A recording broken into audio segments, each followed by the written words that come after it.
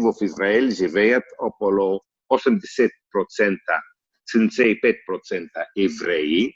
20% са палестинци и 5%, които християни, които са дошли от различни страни да живеят в Израел, особено от Русия. Затова имаме много голямо национално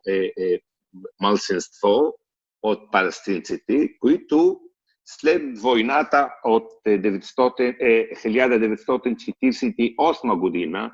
са успяли да останат, да живеят в рамките на ново създадена държава на това време Израел,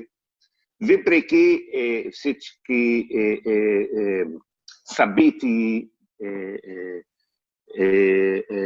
които бяха срещу палестинците